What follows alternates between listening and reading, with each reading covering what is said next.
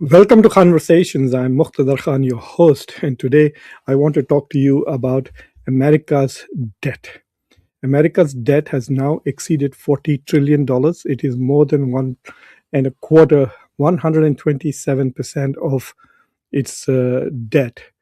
It is unprecedented, it is huge, humongous. Uh, and so it raises the question, will America's economy collapse under the weight of this debt burden? So today I'm going to try and look at the debt and what its implications are and what its consequences are. Having such a huge debt burden makes a lot of things difficult for the government to govern, etc. The cost of governance increases, cost of borrowing becomes much higher than in the past. So there are several implications.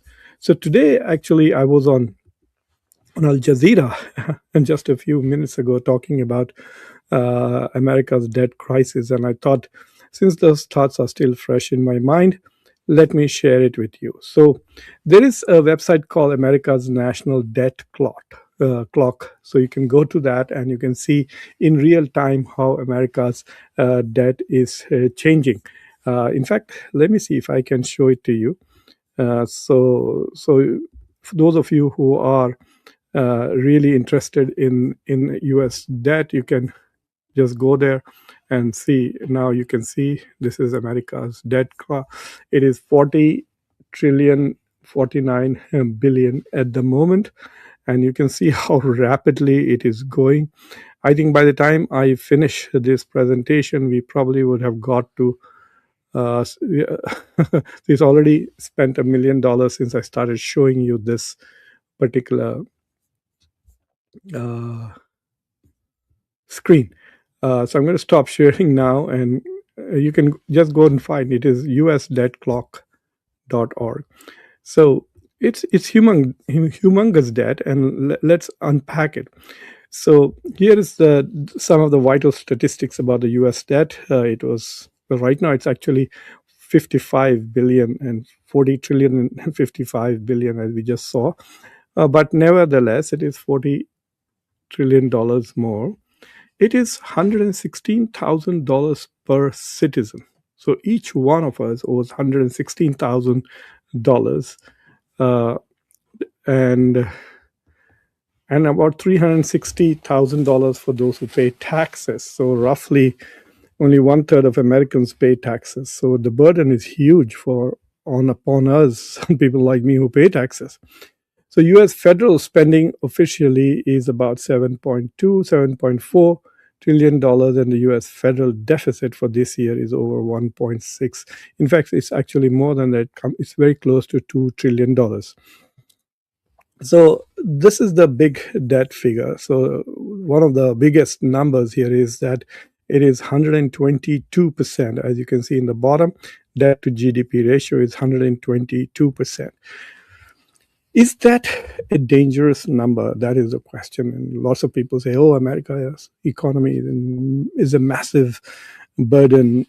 There is a massive burden, but it's not as bad as people might think. Let me show you some other economies. So the country with the biggest debt to GDP ratio is Japan. So Japan has a debt of $10 trillion over an economy which is a little more than $4 trillion. So it's about 236%. So the debt to GDP ratio of Japan is more than double that of the United States. If you look at Singapore, which has a very good, it's considered a very rich country, very high GDP per capita, but the debt to GDP ratio is 171%. That's huge, isn't it? But what's also interesting is that I think the total debt in real numbers is about $1.2 trillion Singapore debt. But Singapore also has a massive sovereign wealth fund, which is about $2 trillion. So even though it owes a little more than $1 trillion, Singapore has $2 trillion in the bank, so to speak. So if it is borrowing at a lower interest rate and its investments are making higher profit, then it makes sense for Singapore to continue to borrow and continue to invest and expand its sovereign wealth fund. Even Greece, well, Greece is not a great economy to talk about, but Italy is a G7 economy. It's at 135% its debt. And then if you look at France and Great Britain, they are all above 100%. But if you look at these two rising economic giants, China and India, they're catching up fast. China is close to 88% GDP to debt, and India is 81%. And Germany is the only country which seems to have such a good debt to GDP ratio. It's only 63%. So it's a very robust economy, no doubt. Germany, even though it has growth rates are low, and its per capita income is now nearly half of the US, which is it's about 54,000. In the US is over 90,000.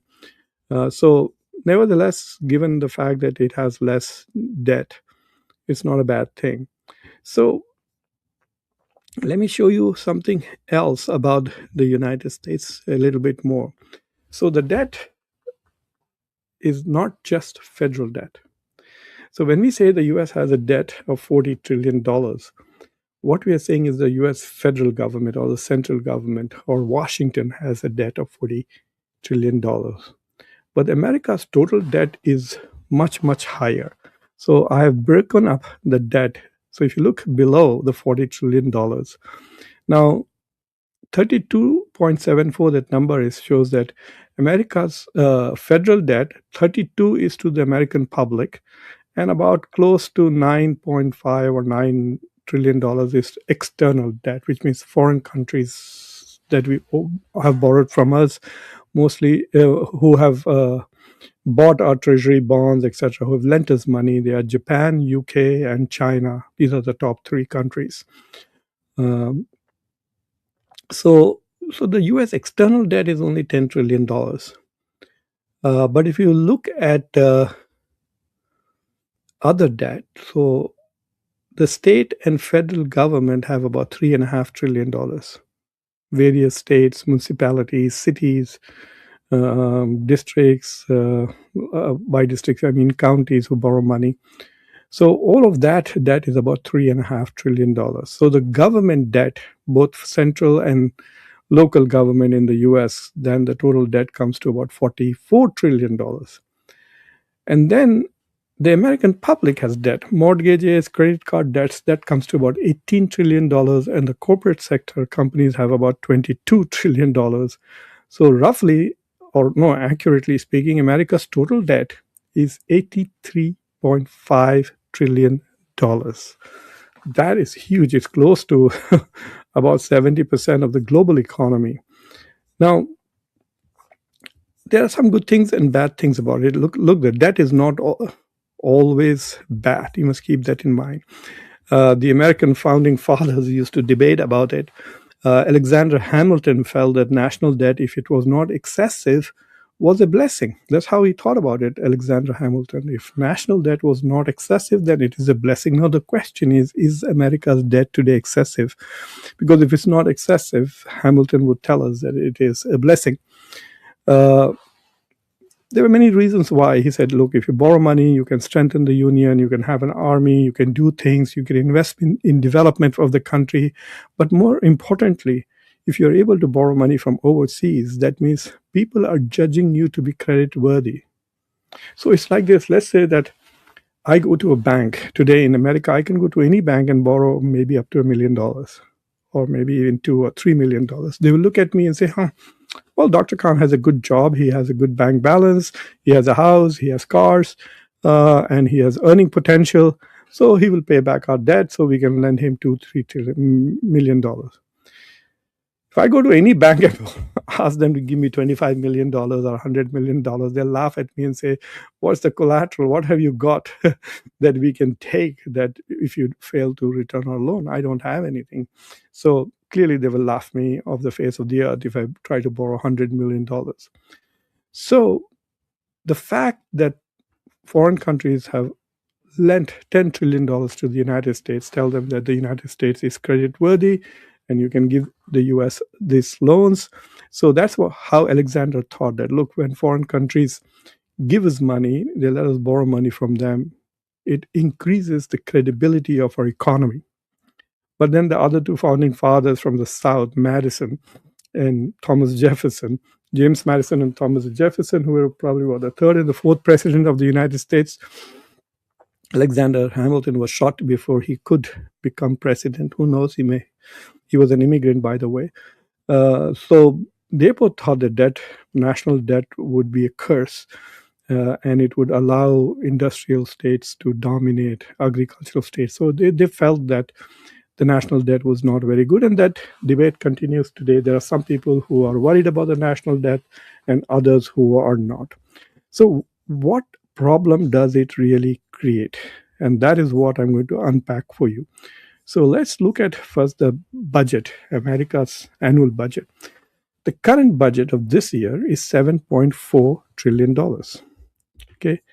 But that is the amount of money America is spending. I think it's going to go over by $200-300 billion because of the wars that we had not budgeted for. Okay, the money that we are spending in the Iran war and the money that we have spent funding Israel's wars. So about $7.4 trillion. But the revenue that we are raising is only $5.6 trillion. So our income is 5.6, expenditure is 7.4, which means the deficit is $1.8 trillion. And that is what you're seeing. Donald Trump adds more than $1 trillion every year. So I think by the time he's done, he would probably raise America's debt by at least $6 to $10 trillion in that range. I must go and check what he did in his first term. So these Republicans are such frauds. They talk about being fiscally responsible, but they do two things which hurt America a great deal when we have Republicans in office. They start wars. All the big wars this century were started by Republicans. The war in Afghanistan by George W. Bush. There are other ways in which he could have handled Al-Qaeda. He did not need to launch a global war on terror and a whole-scale occupation of Afghanistan, which took 20 years to end. And then the war on Iraq, quite unnecessary, no point at all, mostly for Israel. And expanding U.S. Under the pressure and influence of neocons, this country went to war against Iraq, spent literally $2 trillion, thousands of Americans dead, hundreds of thousands of Iraqis dead for no purpose at all. So Republicans like to start wars like that. Donald Trump did that too with Iran. Both the wars, Iran and Iraq war, are more about Israel than about the U.S. And guess what? They also cut taxes. So this is what Republicans do. They increase spending and they reduce income. Obviously, there's going to be a huge deficit. Anyway, we have a lot of stupid people in our country. And unfortunately, that's why people like Donald Trump get elected. Now, I want to show you, if you look at it in the bottom is how we spend the money. Let me give you a better slide. So this is the slide that I want to show. And this is where you will understand why having a bigger debt is problematic. So if you look at this big five spending breakdown, so America spends about 22% to 24% on healthcare programs in the US, on Medicare, Medicaid, CHIP, and other healthcare programs. America. So $1 out of $5 is spent on healthcare. It's amazing how much money we spend on healthcare. So imagine about $1.63 trillion more than the GDP of Saudi Arabia or Turkey we spent just on healthcare, and we have a very unhealthy population. And a lot of people who don't have access to healthcare, and very expensive healthcare too. And then we spend about 20% on Social Security, which I think is very good. I think the United States has reasonably good Social Security. 14% is spent on national interest, on debt. Net interest on debt. So this debt that we have of $40 trillion, we are spending 14% of our budget just paying the interest on it, not the principal interest. So of the $7.5 trillion budget, more than $1 trillion is just interest on loans. It does nothing. It does not reduce the loan. It contributes to nothing. It's just like we're throwing away $1 trillion every year. And that will keep increasing as the debt increases. We spend roughly the same amount on national defense, and other expenditures is about $2 trillion. These are all education, research, etc. I have to look into it. This other expenditure is also pretty big in size, even for taking care of veterans, for example. Veterans' health care goes into the other expenditure. I think that should go into the defense budget.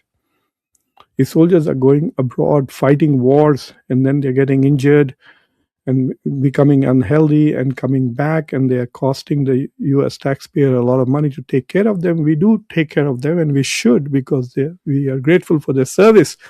But the decisions that they make should go that, look, this is a defense expenditure, not a non-defense expenditure. So this is the biggest challenge when you have a huge debt.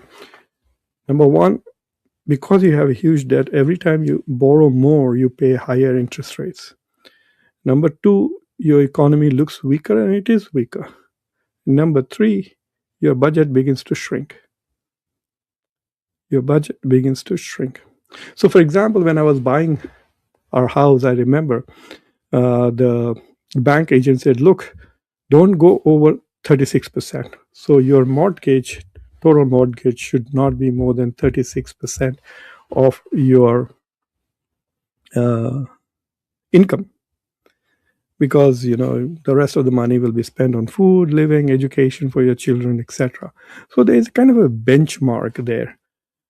So for the US, the interest rate that we have is at 14%. It's not close to 30%. Pakistan, for example, has a 30% of its budget goes away in debt servicing. So, but nevertheless, as the budget rises, the net interest burden rises, it makes the budget smaller and smaller. If the US had zero debt, then it would not be paying $1 trillion extra. In fact, its deficit would also decrease significantly. So I think that is one of the costs. This is not going. It's a wake-up call. It's a problem. We're going to leave the next generation with a large debt, and I worry about that, because the bigger the debt in the future, the lesser money there will be for social security, for healthcare, for education, for research, etc. So I think that is the biggest problem. But right now, I can tell you this much, that the number looks big, but our external debt is only $10 trillion. The rest of it is internal. And the domestic public debt, etc., it is also a driver of domestic demand and domestic economy. So while debt in general is bad, it is not always bad. So in that sense, I don't think that the $40 trillion budget will make the US economy collapse. But I can tell you this much, that it makes the US federal government less efficient and less able to deliver appropriate services to its citizens if the debt continues to climb. And of course, it will also reduce confidence in American economy, in American industry. So there will be less investments, etc. So there are ramifications overall. But as long as the US remains the biggest economy, growing at a reasonable pace, we are still ahead in the most cutting edge of technology. Like artificial intelligence is the big deal these days. And the US is ahead of everybody else, whether it's in the software side of it with ChatGPT and Claude and Grok and Meta, all of these companies. The only other country which can compete with the US in the software side of artificial intelligence is China. And when it comes to the hardware, it's all NVIDIA, really. So there is no, right now, yes, Taiwan makes chips, but we design them. So we are on the cutting edge of artificial intelligence, both on the hardware and the software side. And so I think that the American economy will remain robust for a few more years. But if we continue to have incompetent presidents who wage wars, cut taxes, undermine public enthusiasm, spike inflation, etc., then yes, there is a limit. And at some point, we'll reach the tipping point. But I don't think we have reached there at the moment. Thank you for watching Conversations. Please subscribe to the channel, like this video, press the bell icon, and don't forget to share this video with your socio-political network. Until next time, I'm your host, Muqtada Khan. Take care.